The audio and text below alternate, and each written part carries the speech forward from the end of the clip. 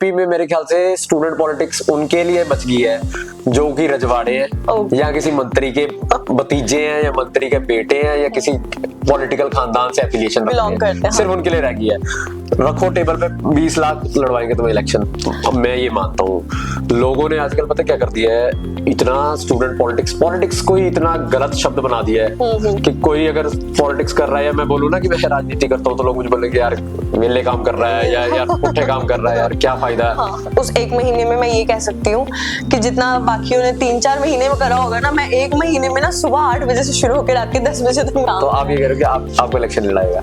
मैं तो लड़नी नहीं थी ना इलेक्शंस, मेरी तो पूरी फैमिली एनएसए को सपोर्ट नहीं करती, मेरी पूरी फैमिली एबीवीपी बीजेपी बैकग्राउंड। आप क्या कहना चाहते हो कि किसी ऐसे बंदे को लड़ा दिया, मान लो मैं हार जाता ना तो लोगों ने बोलना था यार आपने एकदम से ज्वाइन करा दिया, कैंडिडेट गलत था इसलिए हार गए, पर जीत गए तो सारे बोल रहे कि नहीं ठीक है हमने अच्छा। एबीवीपी की जब टीम बनती है ना तो एबीवीपी का प्रेसिडेंट डिसाइड करते टाइम ना इतनी ज्यादा फेवरेटिज्म होती है कि जो वहां पे आप जो कहते हैं ना फुल टाइमर, जो आया होता है फुल टाइमर और जो उसको सबसे ज्यादा पानी मारता है, जो उसको सबसे ज्यादा गाड़ियों में घुमाता है या उसको खिलाता पिलाता है, वो प्रेसिडेंट लगता है, दूसरा कोई नहीं लगता। उस साल उस इलेक्शन के दौरान या उस महीने में मैंने अपने अलग ही प्लान बना रखे थे कि कुछ बिजनेस वगैरह सोचा हुआ था कि इस पे हमने काम करना, अगले 3 महीने ये करेंगे, 3 महीने ये करेंगे। सब कुछ चेंज हो गया।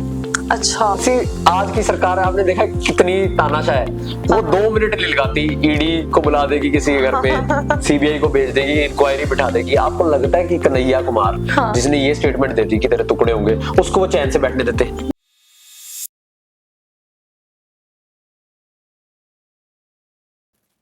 ओके, हाय जतिन भैया। हेलो, कैसे हो? मैं ठीक हूँ, आप कैसे?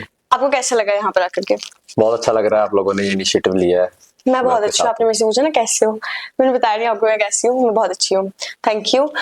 अच्छा, तो आपके साथ हम पॉडकास्ट में बातें करने वाले हैं, ठीक है? ठीक है। There will be no question answers round, there will be बातें only and conversations, normal conversations. So लेकिन मेरे कुछ डाउट्स हैं, वो आप क्लियर करोगे। मेरा पहला डाउट कि आप एनएसयूआई में आए हो, आपने एनएसयूआई बहुत टाइम बाद ज्वाइन करी है, उससे पहले आप एबीवीपी में थे। ये रैंडम पार्टी चेंज के पीछे क्या रीजन होता है? पहली बात तो कोई भी चीज रैंडम नहीं होती जब इतनी बड़ी होती है। प्लान्ड? ऑब्वियसली आप बहुत चीजें प्लान करते हो, सोचते हो तो इतना बड़ा डिसीजन लेते हो, उसके पीछे बैकग्राउंड में बहुत बड़ी स्टोरी होती है जो ये चीज हुई है। ओके।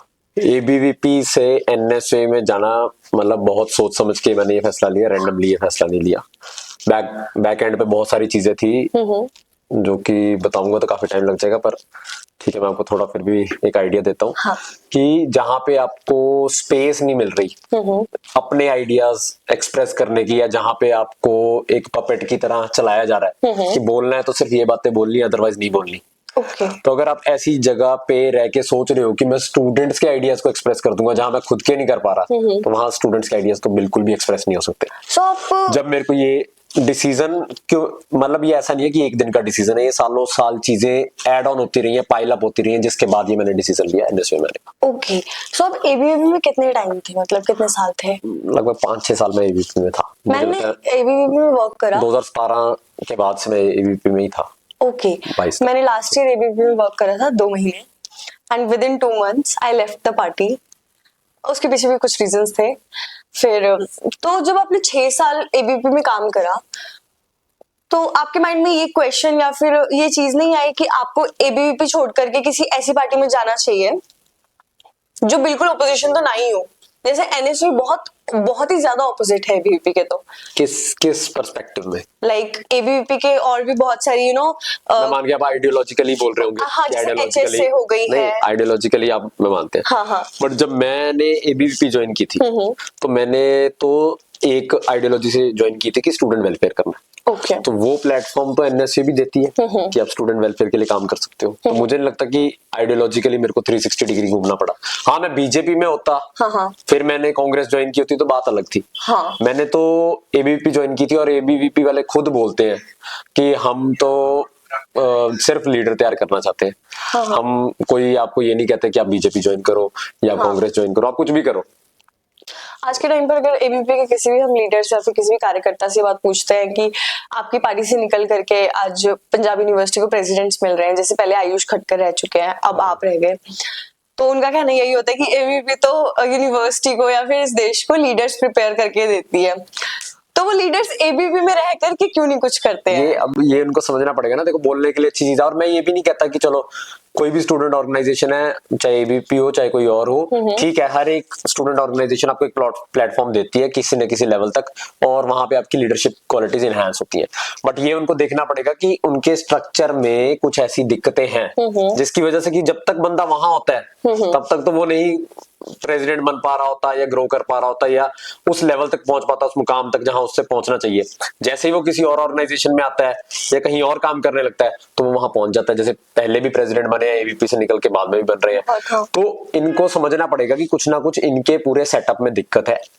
ये जिस तरह से ऑर्गेनाइजेशन चलाते हैं या जिस तरह से इनकी एडमिनिस्ट्रेशन है उसमें बहुत फॉल्ट्स हैं, जिसकी वजह से ये वो चीज अचीव नहीं कर पा रहे जो कर सकते होते थे, या अगर वैसा करते तो हो सकता है कि इनको बेटर रिजल्ट मिलते। तो बहुत सारी दिक्कतें। तो बीते 6 सालों में जब आपने एबीपी में वर्क करा तो मोस्ट प्रोबेबली आपसे इंस्पायर होकर के कई लोग एबीपी में जुड़े होंगे, नॉट आइडियोलॉजिकली बट ऑब्वियसली उन्होंने ये सोचा होगा कि हाँ हम इन भैया को देख करके एबीपी ज्वाइन करेंगे, एंड देन विद टाइम वो एबीपी के साथ ज्यादा कनेक्ट हो जाते हैं, राइट? तो आपको ऐसा नहीं लगता कि जब कोई यूथ में से कोई भी एक कोई लड़का या फिर कोई भी लड़की, कोई लीडर अपनी पार्टी छोड़ करके किसी और पार्टी में जाता है तो जो लोग उससे इंस्पायर होकर के उस पार्टी में आए होते हैं उन लोग के ऊपर एक इम्पैक्ट पड़ता है? बिल्कुल पड़ता है। मैं ये मानता हूँ कि ऑब्वियसली ऐसा होता है कि हर कोई आइडियोलॉजिकली नहीं जुड़ता, कोई बंदे से जुड़ता है। हाँ। तो यही होता है, क्योंकि और पार्टी भी ऐसा नहीं होता कि पार्टी से बंदे हैं, बंदों से पार्टी होती है। हाँ। एक के साथ एक जुड़ता है, फिर उसके बाद कोई और जुड़ता है, फिर वो बहुत सारे इकट्ठे होकर एक ग्रुप बनते हैं तो वो पार्टी बन जाती है। पर जब मैंने स्विच किया, मैं अपनी बात बताता हूँ, तो मैंने ऐसे नहीं किया था कि मैंने अपना डिसीजन ले लिया फिर मैंने सबको बोला जो जो मेरे साथ जुड़े हुए थे कि भाई चलो एनएसए। यही जब आपने मेरे से पहला क्वेश्चन पूछा कि आपने रैंडमली किया, मैंने बहुत चीजें सोच के प्लान से किया।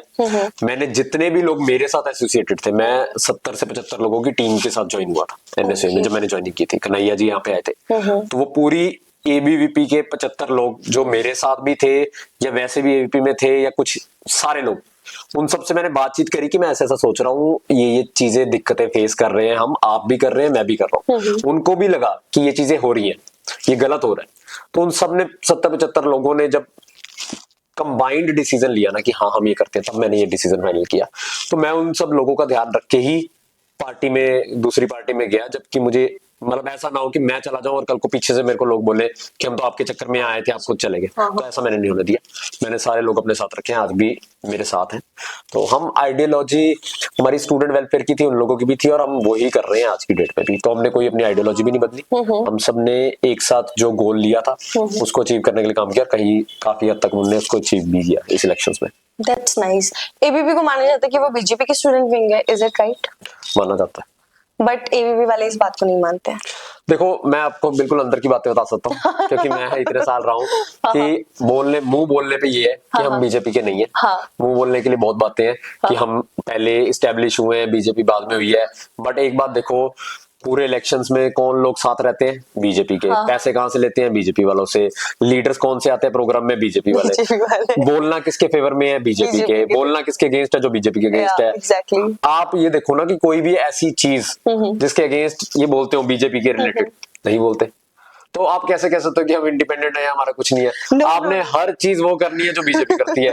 जो बीजेपी की रैली होगी उसका समर्थन करोगे, जो मोदी जी ने बोल दिया वो बढ़िया। इलेक्शंस में आप बोलोगे कि हम नहीं कहते कि किसको वोट करो, बट इनडायरेक्टली बोल देंगे उसको वोट करो जो देश की बात कर रहा है, जो ये कर रहा है, वो कर रहा है। ऑल तो देश की बात और भी कर रहे हैं, बट इनडायरेक्टली आप सबको वो इशारा कर देंगे कि बीजेपी के साथ ही चलना है। और अंदर खाते जब कोर मीटिंग होती है वहां तो ओपनली चल रहा है कि आप बीजेपी के साथ। तो ये बाहर बोलने के लिए है कि हम न्यूट्रल स्टूडेंट ऑर्गेनाइजेशन है, बट एक्चुअल में बीजेपी उनका मेन होता है कि हमारी पेरेंट ऑर्गेनाइजेशन तो आरएसएस है और हम उनसे सीख कर के एबीपी के अंदर सब कुछ करते हैं। सारा हमारे जितना संगठन होता है, संघ होता है। अब ऐसा है ना कि देखो, बीजेपी से तो फिर किनारा कर सकते हैं, आरएसएस से नहीं कर सकते, क्योंकि अगर आरएसएस से भी करने लग गए कि नहीं हम तो बिल्कुल इंडिपेंडेंट, आरएसएस से भी कोई लेना देना नहीं है, फिर तो खत्म हो जाएंगे। फिर ऊपर से बैकिंग मिलनी बंद होगी तो फिर तो एबीपी चलेगी नहीं। True. क्योंकि जितनी भी चीजें इनकी होती हैं, जिसके साथ भी इनके कनेक्शंस बनते हैं, वो आरएसएस के थ्रू बनवाते हैं। ओके, तो एबीपी में नेपोटिज्म है क्या, या मतलब अगर नहीं है तो बहुत बढ़िया बात है, और अगर है तो किस हद तक है? मैं आपको बताता हूँ एबीवीपी की अब हम सारी वो चीजें गिन रहे हैं कि जिसकी वजह से ये डिसीजन लेने पड़ रहे हैं, या बाकी लोग भी लेंगे आने वाले समय में जिनको अभी नहीं समझ आ रहा। एबीवीपी में मेरे ख्याल से स्टूडेंट पॉलिटिक्स उनके लिए बच गई है जो कि रजवाड़े हैं, या किसी मंत्री के भतीजे हैं, या मंत्री के बेटे हैं, या किसी पॉलिटिकल खानदान से एफिलिएशन बिलोंग करते हैं। सिर्फ उनके लिए रह गई है।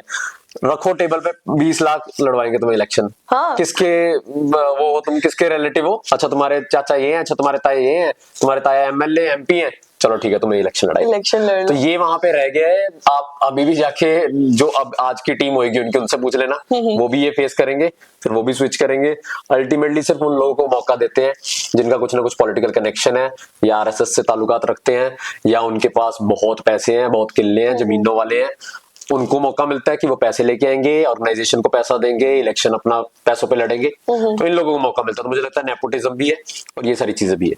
ओके, तो ये चीज एनएसयूआई में नहीं है। आपका पॉलिटिकल बैकग्राउंड रहा है क्या? मेरा बिल्कुल भी, मतलब ऐसा होता है ना कि घर पे कोई सरपंच भी रहा होता है, ऐसा कुछ भी नहीं रहा, जीरो, बिल्कुल zero political background. Okay, that's nice. फिर तो बहुत बड़ी बात होती है कैसे स्टूडेंट के लिए, प्रधानगी लड़ना और फिर जीतना बहुत बड़ी बात है कि अगर आपका कोई पॉलिटिकल बैकग्राउंड नहीं रहा है तो, मेरी नजरों में।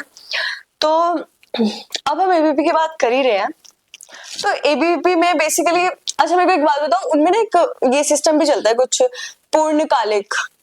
पूर्णकालिक सचिव ऐसे करके कुछ चलता है, क्या है ये, क्या सिस्टम, क्या है ये फुल टाइमर सिस्टम चलता है एक। अच्छा।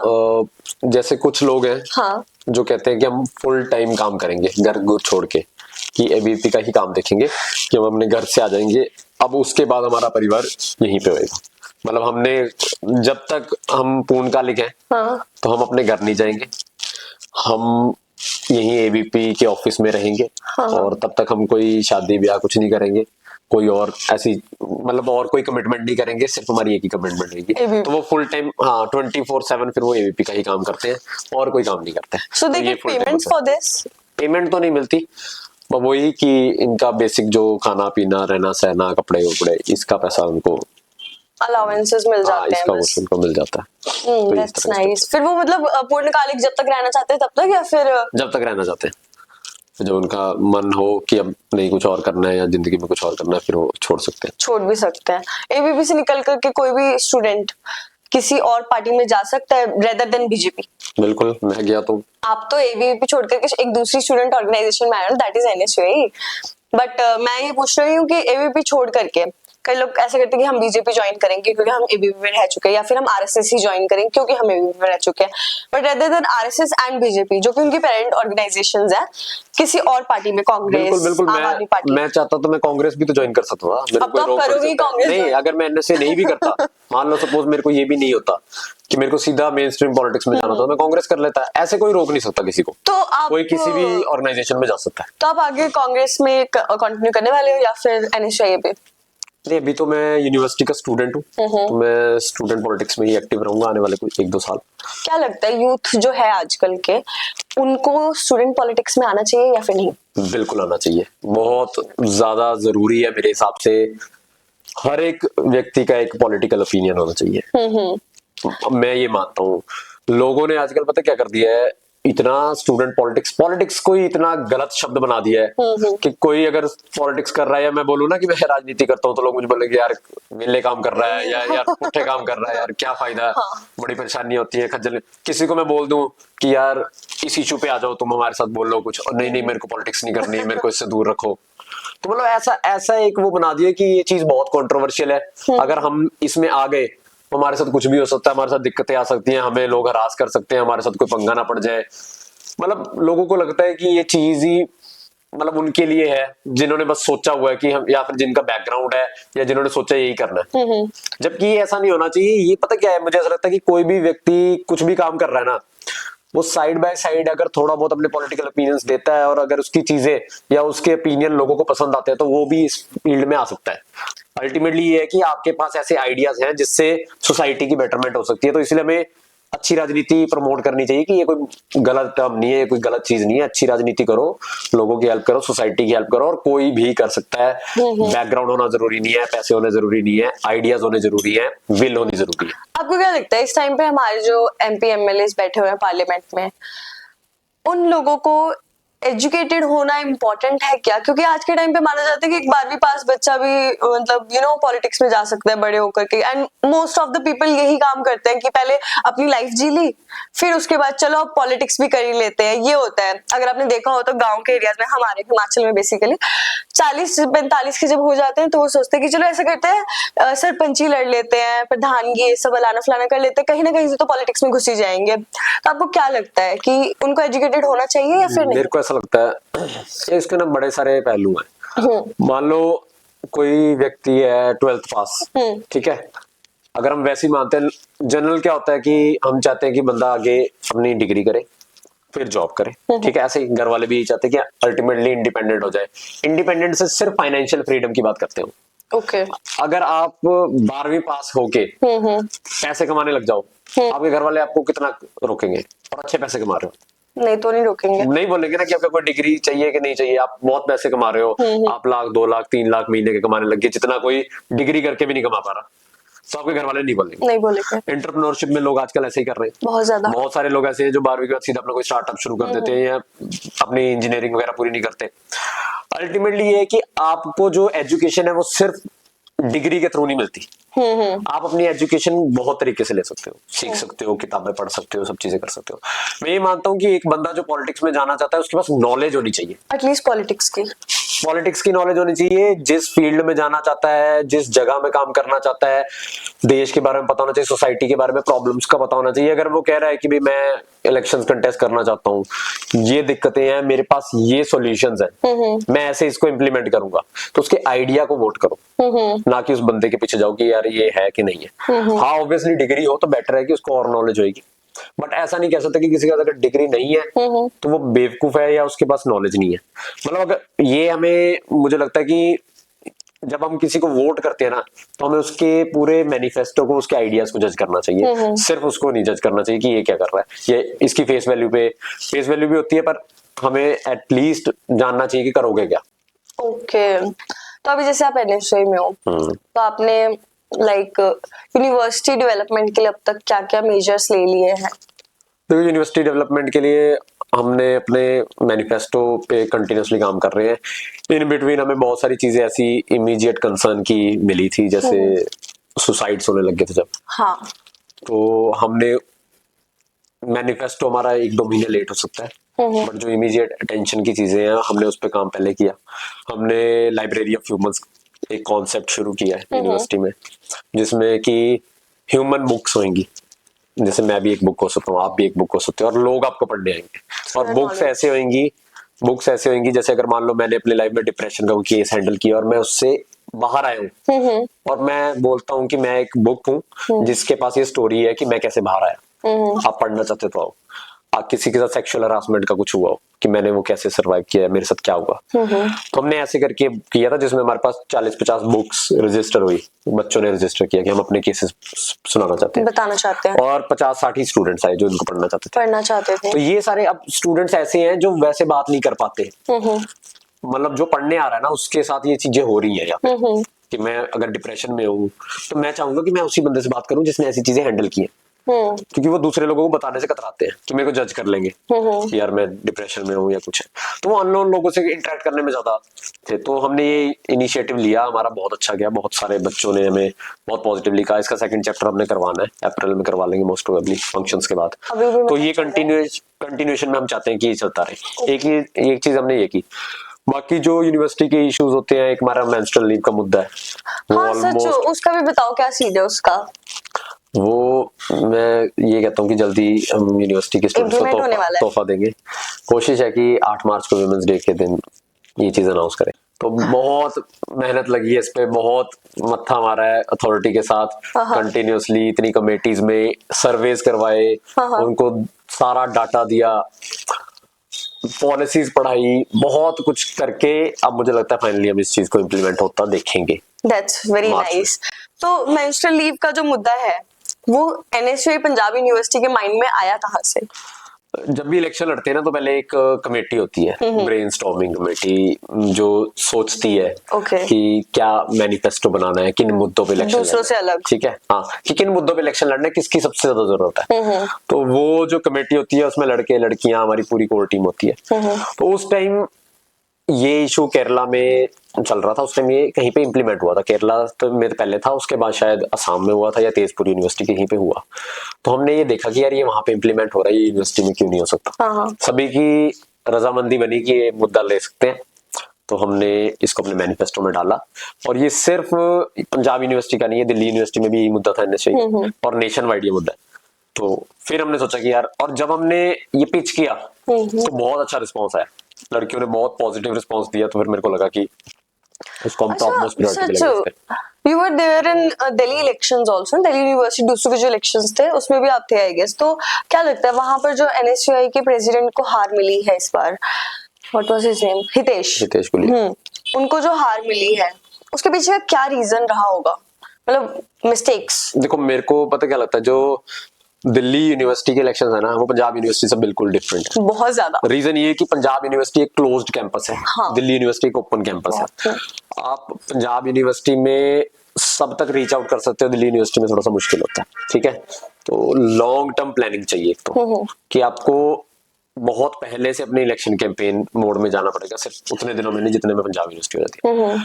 दूसरा, वहां पे लोग कोशिश करते हैं, चाहे एनएसयू हो, चाहे एबीपी हो, चाहे कोई भी और ऑर्गेनाइजेशन हो, वहां पे कोशिश ये करते हैं कि नाम रटवाओ। हाँ। बड़े बड़े बैनर लगा दो सारे यूनिवर्सिटीज में, नाम रटवाओ। हाँ। कि उनको ये है कि बंदा, हम पहुंच तो सकते नहीं, हाँ। बट सबके किसी ना किसी के दिमाग में रट जाए। हाँ। अच्छा, जब वो बैलेट पेपर पे स्टैंप लगाने जाए, ईवीएम पे जाए, जहां भी जाए, उसको याद आएगी, हाँ इसका सुना हुआ है, ये देखा था मैंने, लगा देता हूँ। हाँ। वो इस चीज पे अपना इलेक्शन कंटेस्ट करते हैं, जो कि मेरे को अच्छा नहीं लगा। मैंने वहां पे कन्हैया जी थे, वो भी इस चीज से राजी थे, क्योंकि वो भी पिछले इलेक्शन में इंचार्ज बने एनएसयूआई के। तो ये इलेक्शन भी जब वो पहुंचे थे दिल्ली यूनिवर्सिटी, तो ऑलरेडी आधी चीजें फाइनलाइज थी, तो वो भी फुल फ्लेज तो नहीं देख पाए, पर फुल फ्लेज देखा, पर ऐसे टाइम पे आके देखा जब ऑलमोस्ट आधी चीजें रेडी थी।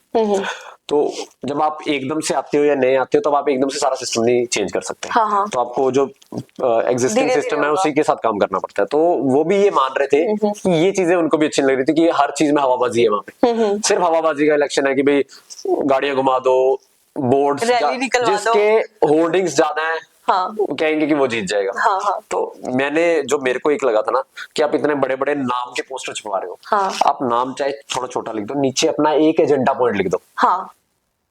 अब आप देखते हैं ना, सारे बोर्ड्स में सिर्फ नाम और कोड, नाम और कोड।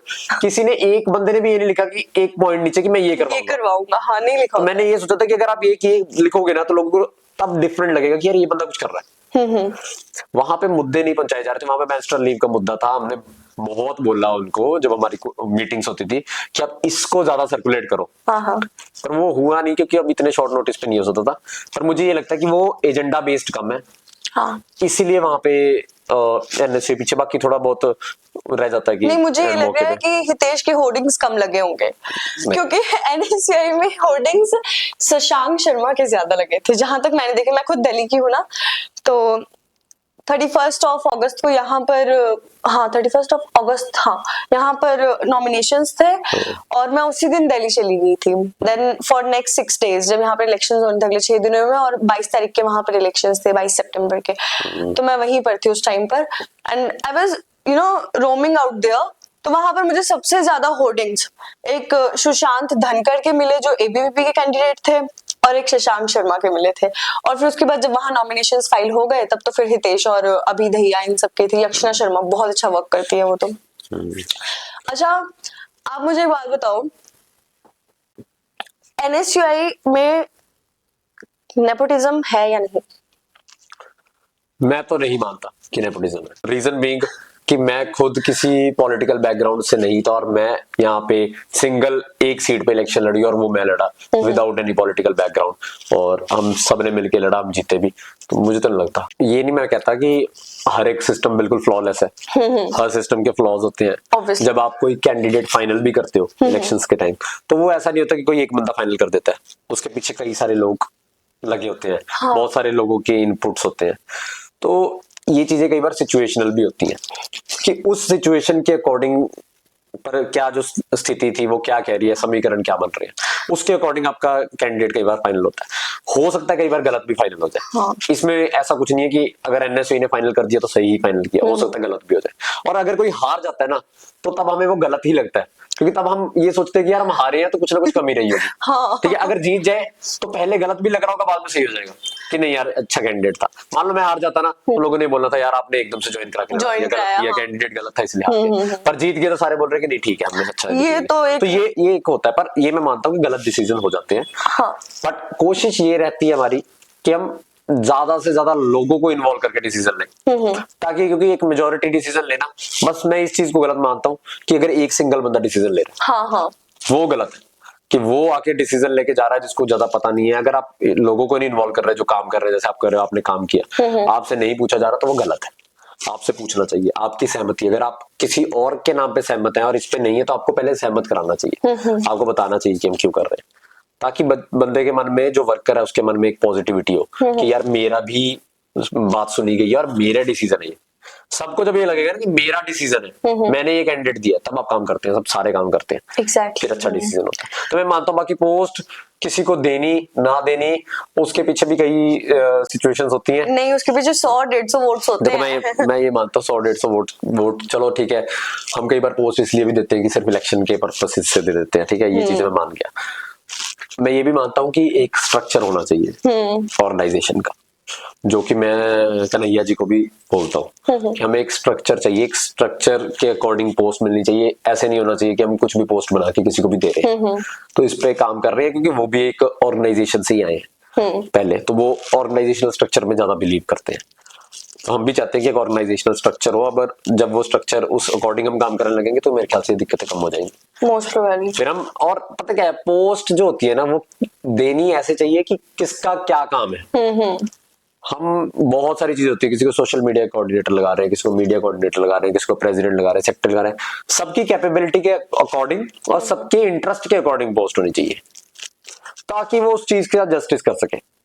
मैं ये मानता हूँ, बाकी चीजें थोड़ा फ्लॉप होती हैं। मैंने ज्यादा पार्टीज मतलब वो नहीं करी हैं, जज नहीं करी हैं। मतलब काम मैंने किसी ऐसी एसोस पार्टीज में नहीं करा। मैंने सिर्फ 2 पार्टीज में काम करा, that is ABVP and NSUI. तो मेरा जो एक्सपीरियंस रहा है, मेरे को चंडीगढ़ आए हुए को 2 साल हुए हैं, तो मुझे मेरा यहाँ पर जो एक्सपीरियंस रहा है वो ये रहा है कि मैंने एबीवीपी में छोटे लेवल पर अगर मैं देखूँ, सिर्फ डीएवी कॉलेज के लेवल पर अगर मैं देखूँ, तो मुझे लगता है कि एबीवीपी जो पोस्ट डिवाइड करती है वो एक काम के बेसिस पे करती है कि अच्छा इस बंदे ने काम करा है ना, ये दिखा है काम करते हुए। एंड उनके ना वो बंदे इन्वॉल्व होते हैं, जो कोर टीम मीटिंग्स होती है ना कि हाँ आगे क्या करना है, स्ट्रैटेजीज जहां बनती हैं, वो चीज मैंने एनएसयूआई में बहुत लैक करती हुई देखी कि you know at some time 1 अगस्त को वो तुमको ये फील करवाएंगे कि बस तुम ही हो, तुम ही ने करना है। मैं बिल्कुल एग्री नहीं करता इस चीज से, 1% भी नहीं। एबीवीपी की जब टीम बनती है ना, तो एबीवीपी का प्रेसिडेंट डिसाइड करते टाइम ना इतनी ज्यादा फेवरेटिज्म होती है कि जो वहां पे आप जो कहते हैं ना फुल टाइमर, जो आया होता है फुल टाइमर, और जो उसको सबसे ज्यादा पानी मारता है, जो उसको सबसे ज्यादा गाड़ियों में घुमाता है या उसको खिलाता पिलाता है, वो प्रेसिडेंट लगता है, दूसरा कोई नहीं लगता। कोई काम कुम ये नहीं। ये मेरा पर्सनल एक्सपीरियंस है। मैं उस ऑर्गेनाइजेशन में 6 साल रहा हूँ। मैंने 6 साल यूनिवर्सिटी के प्रेसिडेंट बनते देखे। नहीं ये आप हो सकता है। अगर ये हमारी सुन रहा है, हमारी हाँ में हाँ मिला रहा है, तो इसको प्रेसिडेंट बनाओ, नहीं तो नहीं बनाओ, नहीं तो ये कल को प्रेसिडेंट बनके हमारा बाप बन जाएगा। इतनी इनसिक्योरिटी है वहां पे कि हाँ कि इसको आगे कर दिया तो यार ये तो सुनेगा ही नहीं, कल को अपने अकॉर्डिंग चलाने लग जाएगा। फिर क्या करेंगे? वो एक आता है ऊपर से नॉर्थ जोन का हेड या कोई ऐसे आता है सीनियर, जिसको सारा, वो बंदा भाई यूनिवर्सिटी नहीं आता, वो बंदा कॉलेज नहीं जाता, वो कुछ नहीं करता, उसको बस इनपुट आती है उसके आसपास के लोगों से कि इसको फाइनल कर दो या इसको फाइनल कर दो, और वो बंदा डिसीजन लेता है उन लोगों के बेसिस पे। अब उसको ये भी नहीं पता कि वो जो लोग तुम्हें इनपुट दे रहे हैं उनका यूनिवर्सिटी में कितना लेना देना है, तो काम के बेसिस पे कुछ नहीं होता। हाँ ये है कि आप वो टीम को इन्वॉल्व रखते हैं, तो टीम को हम भी इन्वॉल्व रखते हैं, सारे रखते हैं, ऐसा कुछ नहीं है। ये आपकी पर्सनल हो सकती है, ये आपकी पर्सनल हो सकती है दिक्कत, आपके साथ ऐसा हुआ हो सकता है उस टाइम पे उस टीम ने, पर्टिकुलर टीम ने आपके साथ ऐसा नहीं किया होगा, बट इन्वॉल्वमेंट पूरी रखी जाती है। एनएसयू रिजल्ट दे रही है यार यूनिवर्सिटी में, आप देख रहे हो यूनिवर्सिटी के सालों साल दे रही है, कॉलेजेस में भी ज्यादा रिजल्ट देती है। और पता क्या है, बहुत सारी चीजें होती हैं। अब उस पर्टिकुलर टीम में जिसमें आप रहे होंगे उसका जब हम पूरा खुल के उसके बारे में बात करेंगे तब मैं आपको अच्छे से इनपुट दे पाऊंगा कि भाई ऐसा क्यों हुआ, ऐसा वैसा क्यों हुआ। हमारे बट college की एबीवीपी team के लिए बेकार थी आपकी लेकिन। जो माइंड आप जो सोच रहे हो ना वो बिल्कुल गलत है। ऐसा कुछ भी नहीं है। Maybe। जो टीम होती है ना, जो टीम जिन पे आप कह रहे हो ध्यान दिया जाता है वो वही टीम होती है जो उस फुल टाइमर के साथ होती है। उसके अलावा एक और टीम होगी उससे आप बात कर लेना जो उस फुल टाइमर की बातों से सहमत नहीं होगी। उतनी ही बड़ी टीम होगी जिनको सबको निगलेक्ट किया जा रहा होगा मे बी और उनको निगलेक्ट करने की वजह से ये वाली टीम हारेगी कल को। ये यूनिवर्सिटी में हो सकता है। आप एबीपी के यूनिवर्सिटी विशाल की बात नहीं कर रहा मैं, विशाल वर्मा को तो जानते ही होंगे ना। हाँ वो जब मैं पिछले साल था तब वही थे। हाँ वो फुल टाइमर थे पिछले साल, मेरे टाइम पर भी वही थे फुल टाइमर। इस साल आदित्य टकिया